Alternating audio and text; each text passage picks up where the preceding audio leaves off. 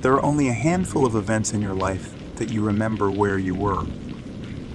For many Americans, such as myself, 9/11 was one. For the older generation, the assassination of John F. Kennedy was another. For me, the day my parents died, I hope no one has to go through the pain I went through that snowy January evening. And if you have the unfortunate luck to have experienced that kind of trauma, then my thoughts are with you. I was close with my parents. My father, a college professor, always told me about the importance of getting good grades and staying in school. My mother, a nurse, always told me to help others in their times of need. They were perfect role models for me, and the day they died was the day a part of me died as well. Their car slid off an embankment in the snow and ice and crashed, killing them almost instantly. I was at the bar with a few friends and my fiancée at the time when I received the phone call from the local police. I was away at college when it happened, and unfortunately nearly 400 miles away. The news hit me like a ton of bricks, and all I could do was stare endlessly into the background. The lights were on, but nobody was home, if that makes any sense. After the funeral, my brother Joe and I were going through their house to get their belongings out, so the home could either be sold, rented out, or become property of the bank. The familiar smell of the home reminded me of better times. Times where I woke up on Christmas morning to see a Nintendo 64 and Pokemon Stadium waiting for me. You know, those good times. Like an episode of Scooby-Doo, Joe and I split up to make the job easier. I would be in charge of the basement and main floor, while Joe would be in charge of the top floor and attic area. I started on the main floor, mainly because I still had this irrational fear of that basement. When I was younger, I fell down the steps and broke both of my legs, and my right wrist in the process. All these years later, and it's still implanted in my mind. Hours went by, and after taking a break to sit down, rest, and enjoy a cold beer, I opened the door to the basement. As I looked down the narrow flight of stairs, memories of 8-year-old me falling down and breaking bones flashed before my eyes. I gulped and took it one step at a time. Once in the basement, the old musty smell became familiar with my nostrils. I looked over toward the single window in the basement, where a framed photo of my mother and father hung below it. There was a time where my father wanted to make the basement a lower-level family room, but the hanged photo is as far as he got.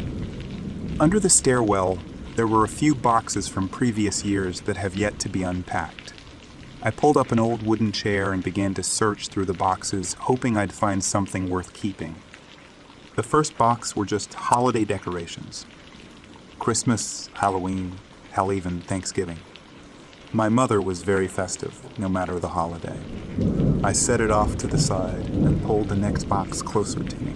There was an old white binder that had hundreds of Pokemon cards in the sleeves. I felt like I had just discovered gold in the form of these little paper cards. I flipped through the pages, just smiling from ear to ear. For those of you who are too young, or too old, to appreciate Pokemon cards, it was the greatest thing for an 8-year-old kid in the 90s. Hell, I even went to a few tournaments and won badges. The rest of the box was almost uneventful. There were some old pieces of art that Joe and I drew in class, but nothing worth keeping. As I searched through the remaining boxes, I thought for sure there was nothing at all worth keeping. The last box just had old silverware and plates, half of which were cracked and broken. I pulled out my phone to turn the flashlight on the search under the stairwell if I missed anything, and that is when I saw a small brown box tucked into the back corner. On my hands and knees, I crawled under the stairwell to grab the box. The box was covered in dust, seemingly untouched in at least a decade. As I wiped the dust off, I opened the box to see a set of videotapes unmarked. Intrigued, I grabbed the Pokemon binder and the other materials that I deemed worthy to keep, put it in the box of videotapes, and headed upstairs. Once I exited the darkness of the basement and embraced the light of the room, I saw Joe sitting on the couch, smoking a cigar. "Took you long enough," he said sarcastically. "Where did you get those cigars? You don't even smoke." "I found them upstairs. They're high-quality stogies, TJ. I think Dad was saving them for a special occasion." I couldn't help but feel disgusted that my brother would smoke a cigar that our dad was saving for a special occasion, knowing damn well that less than a week ago he passed away. I sat next to him on the couch and placed the box on the coffee table in front. Why in the fuck would you put that dusty-ass box on this good table? Good question, but I just smirked and shrugged it off. Look, dude, my old Pokemon binder. I bet some of these cards are worth a good penny, especially since they look to be in good condition. Yeah, you could sell them all and make a 5-cent profit from all the money Mom and Dad wasted on those things. Good investment. I set the binder to my side and pulled out the first videotape I saw. Check these out. Want to watch some home movies and laugh at how fucking cringy we were? I said, waving the videotape in front of my brother. Yeah, let's pop those right into the VS player. Oh, wait a minute. It's 2017. No one uses those anymore. He had a point, but I knew something he didn't. The secret compartment I made when I was younger in my room upstairs. I hopped up and ran upstairs to my old room. It was empty, but I knew what to look for. In the floor in my closet, I made a makeshift compartment to hide, well, adult-themed movies and magazines. In the compartment was an old VS player that I would hook up to my TV when no one was home and watch said movies. I ran downstairs with the VS player in my hand and a giant grin on my face. Thank God I was a smart little pervert, I said, holding the VS player above my head. Oh look, you found a VS. But please, tell me how that ancient thing is going to plug into this new TV. Are you going to science the shit out of this too? Again, another good point, but I knew better. When you were searching upstairs, did you find an older television? Yeah, but... All I needed to know. I told him to follow me upstairs while I went to the attic to find my old television. I brought the television back downstairs and plugged it in, along with the VS player. Alright, want to take bets on what the first video is? I'm gonna guess your 10th birthday party where you pissed your pants from the clown. Shut the fuck up. I guess old wounds never heal. I popped the first tape in and walked backward, making sure it was loading up. The all too familiar blue screen appeared, shortly before the video started up. I took a seat on the couch next to Joe as we watched the video begin to play. It was grainy and dark, but we could make out movement from the side. What the fuck is this? Some kind of backward-ass snuff film, Joe said in a mocking tone. The darkness soon disappeared as a light kicked on without warning. There we saw a male and a female in white coats with white masks covering their faces. In the middle of the room was a lifeless body of a young boy laying on his back with a black tarp over his body. We saw the feet and arms dinging off the side. Okay, what the fuck, Joe said, leaning forward. Turn this shit off, dude. This is some kind of illegal shit. I was a bit confused what I was watching. I gulped and continued watching, despite Joe's pleas to turn it off. There was no sound to the video, just the video itself. The two white-dressed individuals nodded as a third individual came out from the background. It had to be at least 7 feet tall. It was lanky and looked as if he hasn't eaten in quite some time. Its arms were very long, almost touching the ground. Its neck was elongated as well, but its head was very small, almost comically small. It did not look human at all. The creature began to slowly surround the lifeless body of the boy before he placed one of its long legs onto the bed where the boy was laying. It had only 3 toes, from what we could see, but that could just be the bad quality of the video. Joe and I watched in horror as this creature surrounded the child, but the real horror happened after it mounted the child and began to drag its tongue across the boy's cheek. The tongue was purple in color, very long and very skinny, almost like a serpent. "Turn this shit off, TJ," Joe screamed. I didn't listen. I was almost in a trance. I had no idea what I was watching, but whatever that creature was, it wasn't human, nor anything I've ever seen before. The creature dragged its tongue down the face and neck of the child before placing its hands on the child's face. The creature was in a squatting pose above the child, but its arms and legs were so long that it looked as if he were standing. Joe got up without hesitation and turned the television off before we saw what was next. Dude, I fucking told you to turn that shit off. Whatever this is, it isn't legal. We need to show this to the fucking cops, man. Where did mom and dad get this shit, and why did they have it? That's the $64,000 question, isn't it? Joe, we have to watch these before we give them to the authorities. What if they're just some homemade horror film or something? We have to watch to make sure it's real and not something made up, or else the authorities are just gonna laugh at us for being scared by a work of fiction. Reluctantly, Joe sat down and agreed, as we turned the television back on.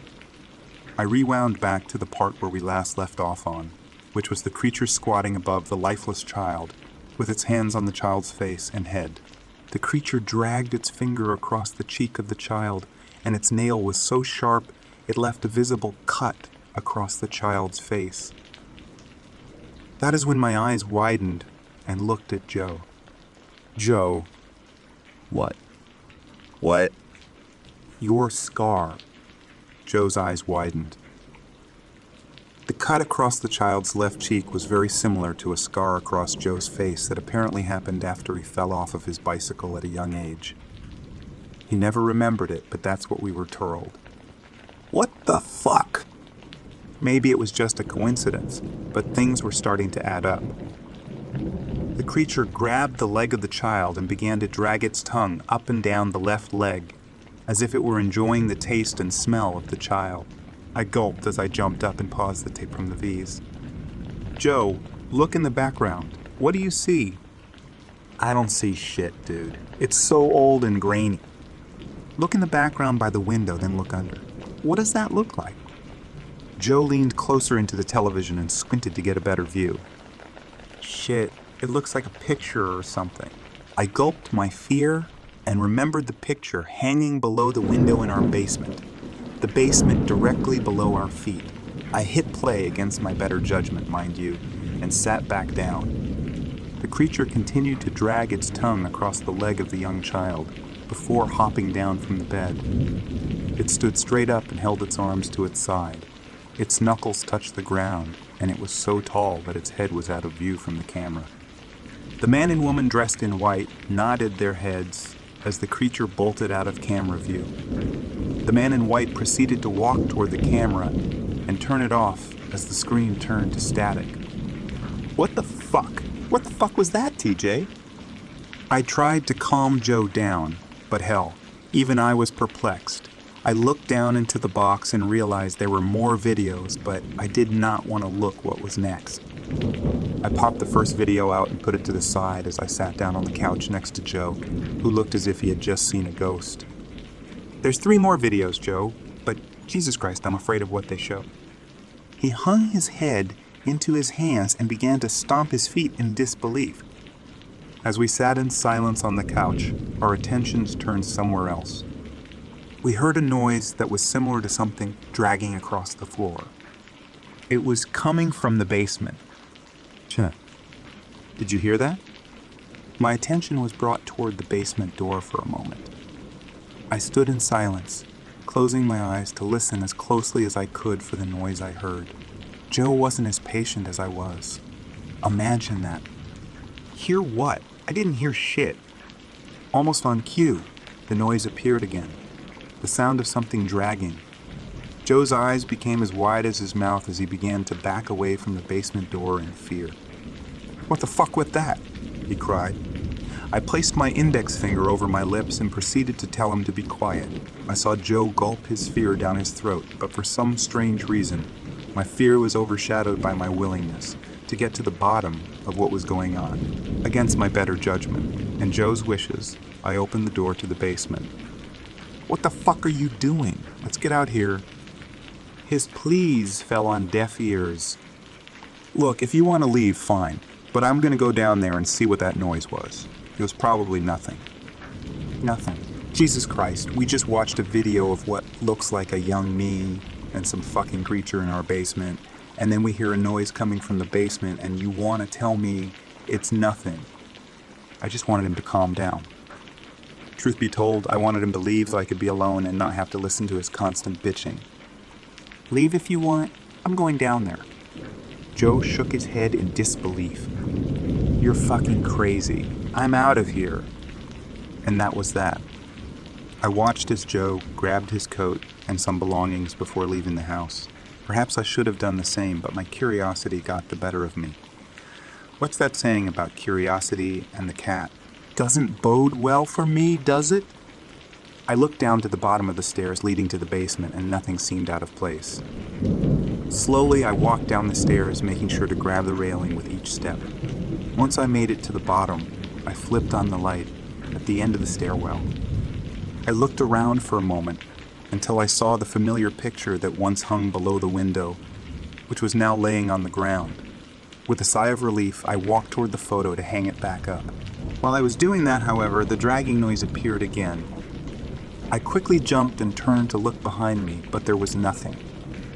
I looked at the empty black abyss that was the space under the stairs as I slowly walked toward it. It appeared to be a black hole, and the curiosity was its gravitational pull sucking me in. I grabbed my phone to turn on the flashlight again, but just as before, there was nothing under the stairs but dust and dead bugs. Another sigh of relief. For that moment, I tucked my phone back into my pocket and went to head back upstairs. Out of the corner of my eye, I saw something move. It moved incredibly fast. As I turned my head, my eyes became wide in fear. I was staring at a familiar sight, the sight of the creature in the video. It was taller than I imagined. Skinny, lanky, with arms that dragged across the cement. Its neck was long and skinny, but its head was small. Its face had a pair of two dark eyes, practically black, no nose, but a smile, if you could call it that, which was crooked to the left-hand side of its face. It stood there staring at me as if I were its prey. The creature was letting off a hideous odor that smelled like a mixture of rotten eggs and what I could only describe as roadkill. The creature bent down. I watched as its knees went above his shoulders in a crouch position, which seemed physically impossible. Then again, everything about this seemed impossible. The creature began to sniff around before crawling toward me slowly. Its eyes maintained focus on me while it slowly crawled toward my stoic body. Its head was shaking back and forth uncontrollably as it crawled toward me. I had to make a move. I had to make a move. I needed to make a move. Without hesitation, I bolted up the stairs and slammed the door behind me. I grabbed the box of videotapes, the VCR, and left the home, not looking back. I threw the box of tapes in the back of my Ford Focus and left the driveway as fast as I could. I must have hit every red light on my way out of town. I refused to look back, fearing I'd see the creature. In a panic, I grabbed my phone and dialed Joe to talk to him, but the phone kept ringing. "You've reached Joe. Leave me a message." "God damn it, Joe." I hung up the phone and tossed it to the side as I thought about what to do next. With nearly 400 miles back to my home on campus, I had no other option but to rent a hotel room for the night. Pulling up to a Motel 8, I booked a room for the night and thought over everything in my head. Did I see what I thought I saw, or was my mind playing tricks? How did a creature that size remain hidden while I was down there? I sat on the edge of the hotel bed, still in disbelief.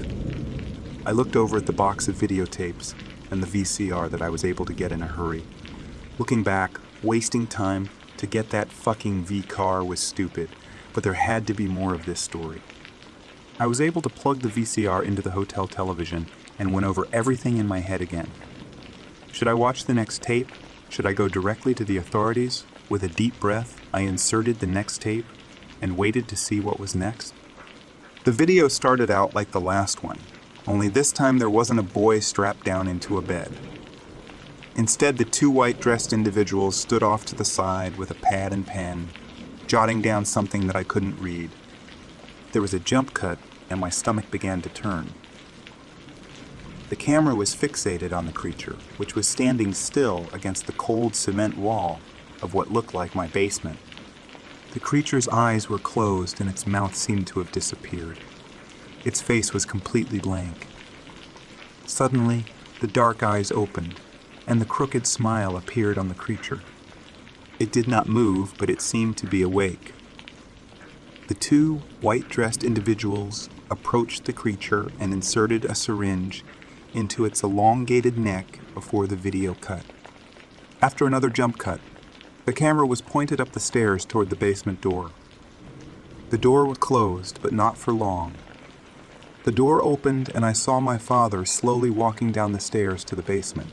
He seemed to be in a trance, and his eyes weren't what I remembered. They were pitch black. The creature was eating. What it was eating, I am not entirely sure.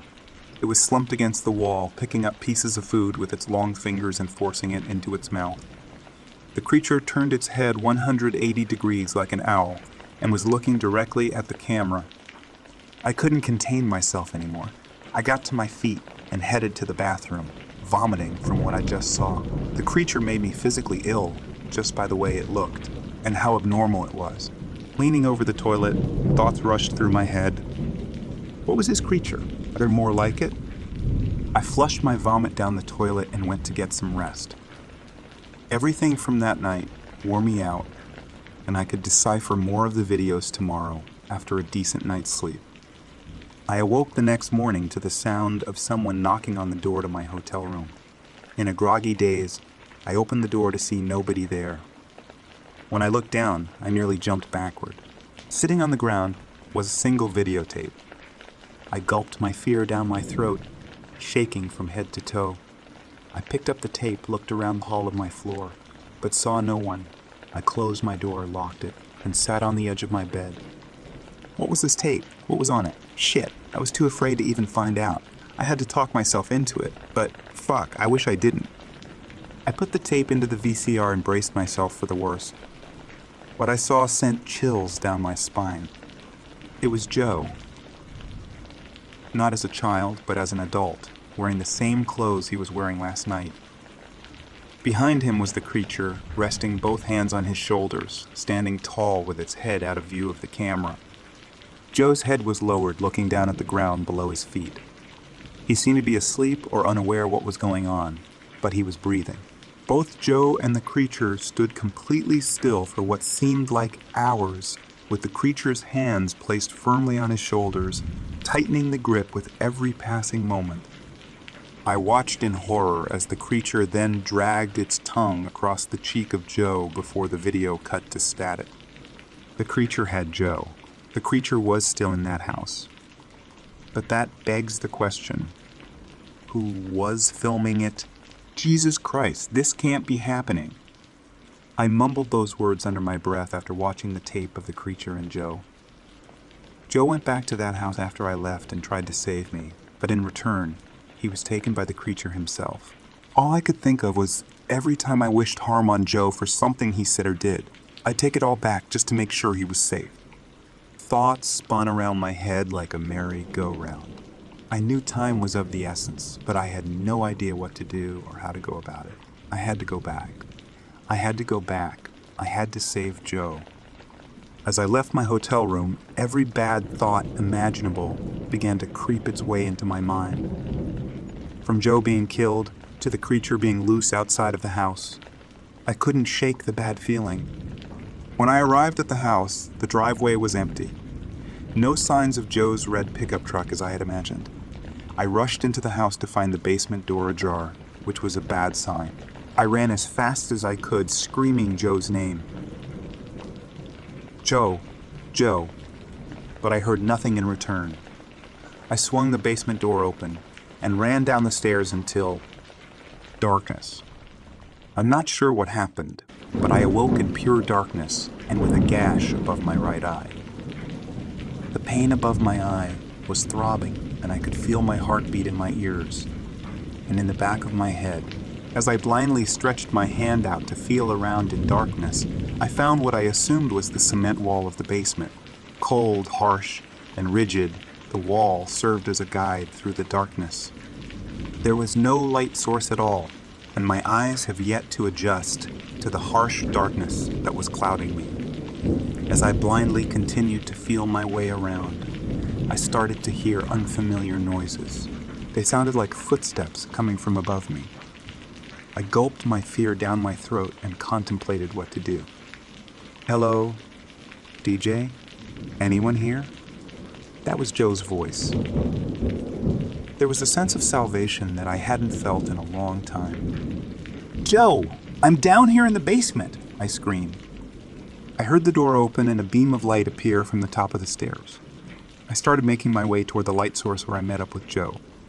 "Fuck, I thought you were dead," Joe said as he smirked. "What the fuck happened to your head?" We walked up the stairs to the living room, where I collapsed on the couch. The bright lights of living room caused my headache to intensify beyond belief. Joe grabbed me a wet cloth to stop the bleeding for a bit. "Joe, are you okay?" I said, looking at him with one eye closed. "Yeah, why wouldn't I be? You're the one I've been worrying about. Look, I'm sorry for last night. You know, the whole leaving you behind thing. Just that shit really creeped me out, you know?" I sighed. "How did you know I was here?" Joe smirked.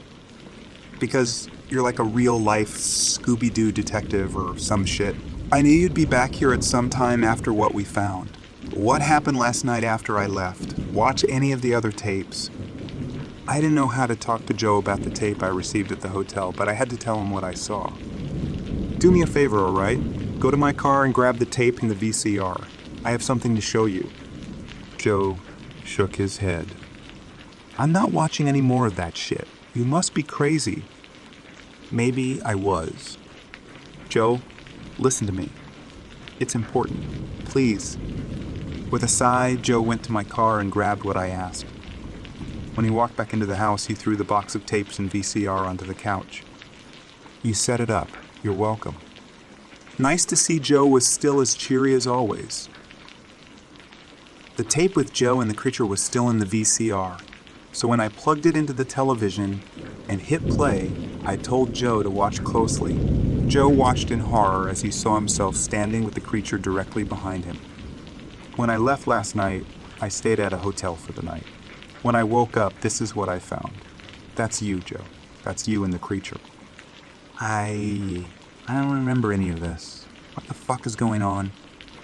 I don't know either, but this happened sometime last night after I left. Do you remember coming back last night? What? Fuck no, dude. When I left, I drove my ass right to Diana's, his girlfriend, house, and never looked back.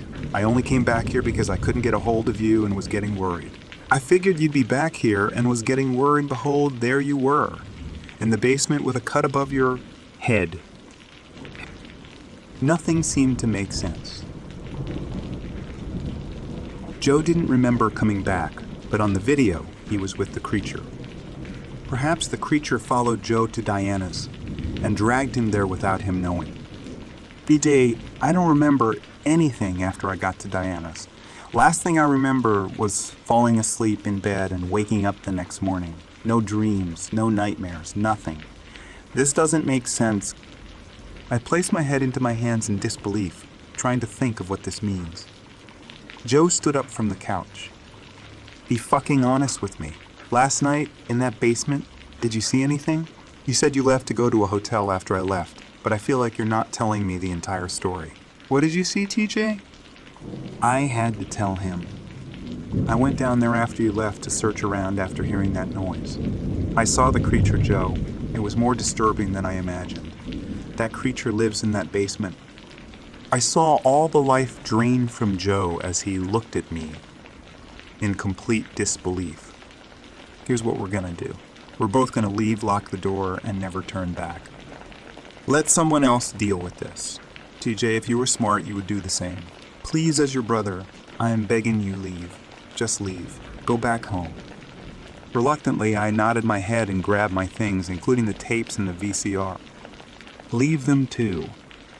I couldn't just leave them. There were still 2 more tapes to be watched, and perhaps it provided clues as to what this creature was and how to stop it. Let's make a deal. We'll watch the last 2 tapes and then we'll leave and never look back. Sound good? Reluctantly, Joe agreed. I popped the next tape in and sat down on the couch and prepared for the worst. The tape started out different from the others. It wasn't the basement, but rather Joe's bedroom. Sleeping soundly in his Buzz Lightyear pajamas was Joe as a kid. I could tell this was causing Joe to feel uncomfortable. but for some reason we just kept watching. Suddenly, young Joe sat up abruptly in his bed. His eyes were as black as night, and he seemed to be in a trance. He left the room, walking as if he were sleepwalking. The camera continued to roll for what seemed like hours until young Joe made his way back into the view of the camera. He laid back down and went to sleep as if nothing happened. Suddenly, our attention was brought toward the edge of the bed, where we saw a long, lanky hand reach out and grab the bed sheet. The creature stood up and stood over young Joe. The creature got onto the bed quietly and began to stare at him. Joe did not seem to notice. Just like before, the creature began to drag its tongue across the cheek of young Joe before stepping off of the bed and disappearing into the background. The video ended shortly after. Jesus Christ, Joe, what the fuck was that? I stopped mid-sentence as I looked over at Joe, who had a sick and demented smile on his face. His eyes were black as night. And there was a smell creeping into the room. An all too familiar scent. The scent of the creature. What the fuck? I was taken aback by what was happening to Joe, but just as I was starting to back away, Joe would speak. What? What's wrong? I was almost speechless. Your eyes. The smell. Just everything was coming out in intervals rather than all together. Joe would shake his head with a smirk. I think you're seeing shit, TJ. What are you talking about? I was dumbfounded. I began to sniff deeper and deeper.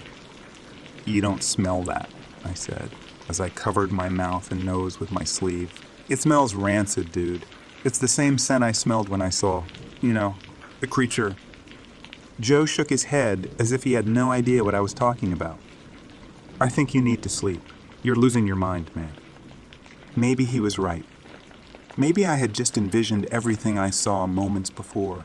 Maybe it was all just my mind playing tricks on me. With a sigh, I reluctantly agreed. As I got up to leave with Joe, he would wrap his arm around my neck. Look, I don't know what was on those videotapes, but we need to just stop. This isn't healthy, and it's driving you crazy. You're seeing shit and smelling rotten eggs. That isn't right. I sighed. You're right. At that moment, my eyes widened. I told Joe I smelled something, but I didn't tell him what I smelled. Joe, I asked, quivering my bottom lip. Yeah, what's up? I gulped. I never told you what the smell was. How did you know it was rotten eggs? Joe was quiet. I stared at him as he flashed a smile. I jumped backward as Joe flung himself onto me. I resisted as much as I could, but I knew there was nothing I could do. Joe, now looking more like the creature, stuck its tongue out and began to drag it across my cheek. I was frozen fear. I couldn't move any part of my body no matter how hard I tried. I laid there completely motionless as the creature dragged its serpent, like tongue across my cheek. Its breath was unbearable, but no matter how much I squirmed or screamed for help, it would not loosen its grip on me. The creature extended its finger and dragged it across my cheek, drawing blood in the process. I stared into its eyes and felt like I was staring face to face with Satan himself. Accepting my fate, I closed my eyes and expected the worst. That's all I remember. I awoke sometime later in the familiar surroundings of a hospital. The white walls and the taste of anesthetic made me feel safe, as well as sick to my stomach. I was greeted by my fiancée and a group of doctors. "Oh, thank God," my fiancée screamed as she began to cry. "Are you okay?" There was a tube down my throat, which was preventing me from answering, but I nodded my head. Soon enough, the doctors came in to remove my feeding tube from my throat. I can't describe the feeling, but it's nothing I wanted to experience again. I was in a coma for a solid week. A neighbor of my parents found me in the basement at the bottom, knocked completely unconscious. Apparently the front door was open, and the neighbor grew worried. I'm alive, thanks to him. Nothing made sense to me. "Where's Joe?" I questioned. My fiancée had a look of confusion on her face. Honey, do you not remember? She said, wiping a tear from her eye. I shook my head. TJ, Joe, died in that accident with your parents. My entire world flashed before my eyes. How was that possible? I'd just seen Joe moments before I blacked out. Right? Or was everything just my subconscious running wild while I was knocked unconscious? What about the videotapes? I questioned. What videotapes, babe? The videotapes in my parents' house. Where are they? They were in a brown box on the coffee table. My fiancée shook her head as if she had no idea what I was talking about. Everything took place in my head. From Joe to the videotapes to the creature, everything was a part of my subconscious. I felt sick to my stomach, perhaps from the anesthetic. My fiancée ran her fingers through my hair to calm me down, but nothing seemed real. Hell, was this even real? Hell, was this even real? After a few days in the hospital to recover, I was allowed to go home. My fiancée told me everything. I received a call away at college that my parents and brother died in a car accident. Joe was driving them somewhere when the car slid off an embankment and crashed.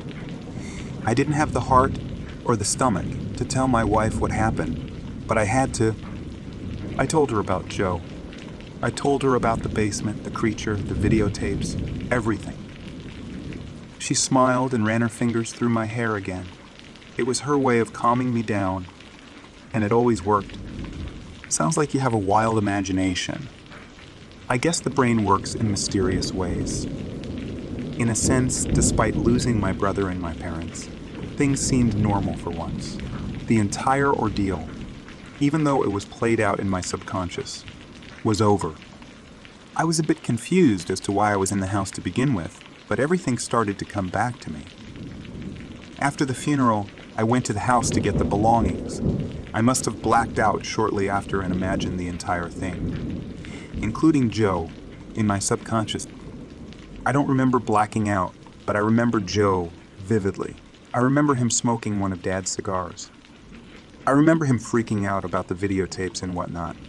Everything just seemed so real, and the fact it wasn't just left me completely dumbfounded. I went back to the home a few days later, just to ensure my subconscious was right. The basement was as I remembered it, but no matter how much time I spent in there, I never did find the videotapes. They were gone, or perhaps they were never there to begin with. As I sat in the basement, I sighed with relief and walked back up to the living room. Shut the door behind me, locked the door, and never looked back. Eventually, the home became property of the bank, and a family of 4 moved in shortly after. That part of my life was behind me.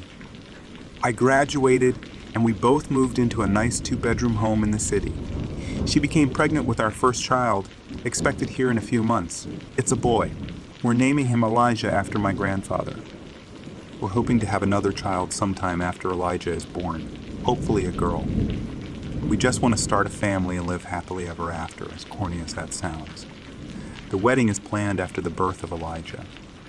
Her parents weren't too happy we conceived before we were married, but they'll get over it. It's not like they have a choice. As for the blackouts, I haven't had them since the last incident in the basement. Sure, I still think about what happened, but I have to remind myself it was all in my subconscious. None of it actually happened. It may have seemed real, but not everything is what it seems. Things were good for the most part, but lately my wife has been acting weird. She keeps saying I've changed and grown a bit irritable. I've done nothing that I can think of. Perhaps it's just pregnancy hormones or something like that.